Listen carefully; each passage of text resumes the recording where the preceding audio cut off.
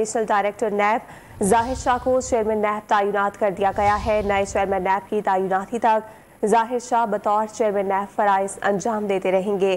Additional director नैब जाहिर शाह को chairman नैब तैनात किया गया है और ये नए चेयरमैन नैब तैनाती तक जाहिर शाह बतौर चेयरमैन नैब फराइज सर अंजाम देते रहेंगे। डॉन न्यूज़ के नुमाइंदे इस्लामाबाद से इफ्तिखार शिराजी हमारे साथ मौजूद हैं, उनसे मजीद जानते हैं। शिराजी साहब बताइएगा, जाहिर शाह की तैनाती कब से नाफिजुल अमल होगी?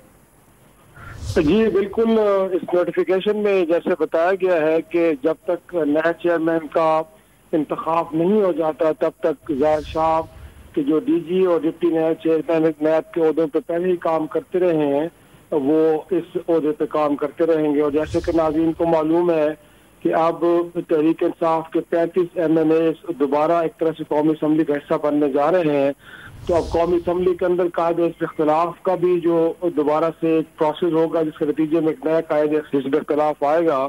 तो इस सूरत में प्राइम मिनिस्टर और कायदे इख्तिलाफ की मशावरत के बाद ही नया चेयरमैन नैब तैनात किया जाता है। तो लगता यह है कि अब कुछ माह तक वो चेयरमैन नैब के ओहदे पे फायद रहेंगे जब तक कि नए चेयरमैन का इंतखाब नहीं हो जाता। जी बहुत शुक्रिया। इस्लामाबाद से ब्यूरो चीफ इफ्तिखार शिराजी साहब हमारे साथ मौजूद थे। और एडिशनल डायरेक्टर नैब जाहिर शाह को चेयरमैन नैब तैनात किया गया है। अपनी जिम्मेदारियां वो नए चेयरमैन नैब की तैनाती तक सर अंजाम देते रहेंगे। आपने आगाह किया, आपका शुक्रिया।